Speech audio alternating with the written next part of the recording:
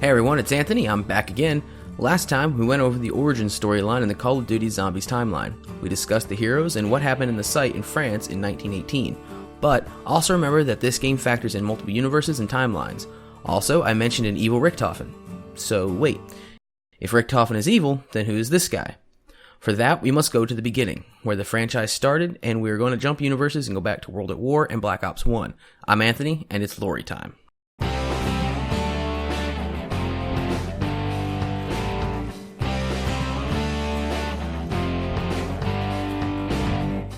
I'm just going to start by mentioning that the gameplay footage I'm using is a map that is featured in earlier games. Unfortunately, playing that version is impossible to me, so I'm going to use the updated and much prettier version from the new Black Ops 3 game.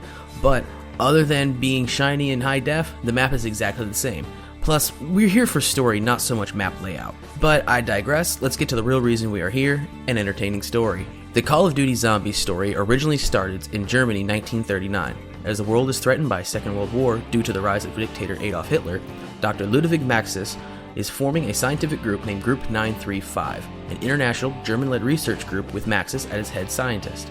Maxis, using the group, is focused on using a mysterious new element he has discovered, Element 115, to improve the human condition by developing advanced technologies far beyond their time.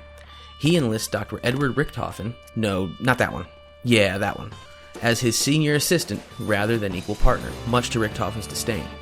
Unfortunately, due to lack of funding for the group, Maxis is reluctantly forced to make a contract with the Nazi Wunderwaffen program, meaning Wonder Weapon in German, to use Element 115 to create powerful deadly new weapons to help the Germans win the war. Maxis does so in hoping that when Germany wins, the funds generated will help him build a better world with Element 115. Using a mass supply of 115 found in meteors, Maxis began tests with 115 being used to power large teleportation devices called MDTs at the Der Riese facility, or the Giant, but continues to fail miserably.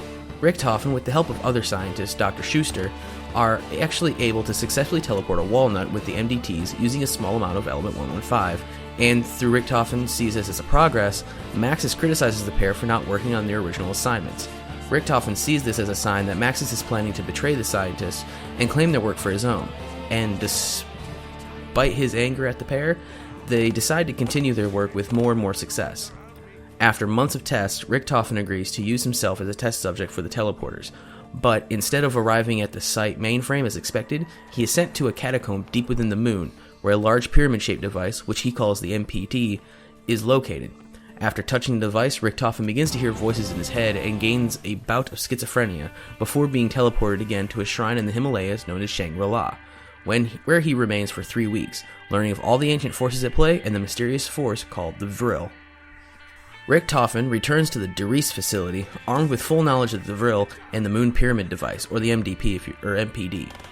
With Schuster and other 935 scientists, Richthofen spends 2 years building a top-secret moon base named Griffin Station to study the MPD, which he now understood to be a dimensional gateway to the ether, if you remember that from the last video. He places Schuster and his superior, Dr. Groff, in charge of the facility, while Richthofen continues the charade of being Dr. Maxis' assistant.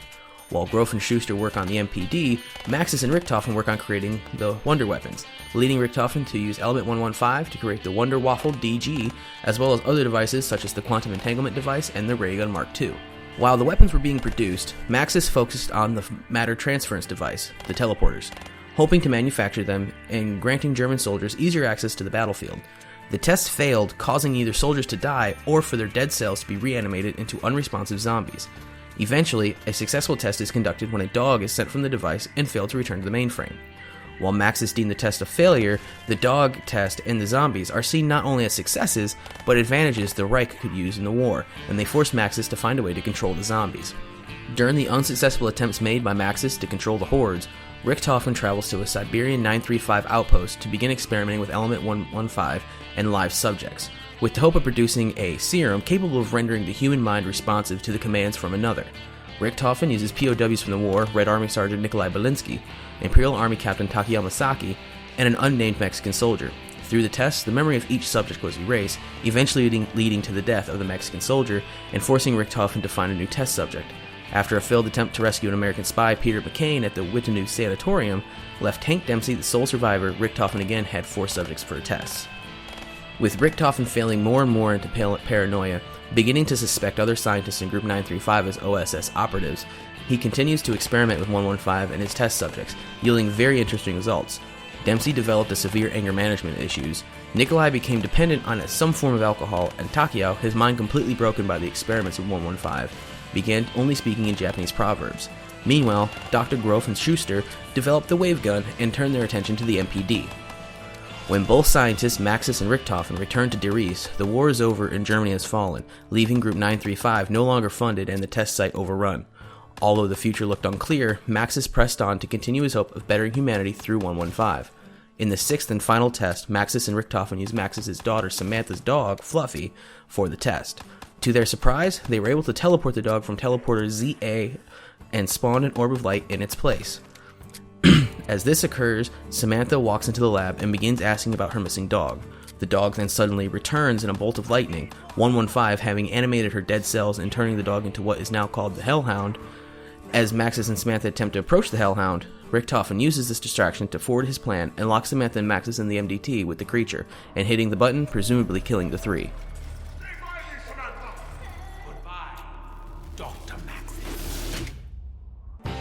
And this is where I'm going to end for today. Be sure to keep an eye out for our continuation of the zombie story, where we will continue from here where we left off, and possibly just push through the Black Ops 3 story.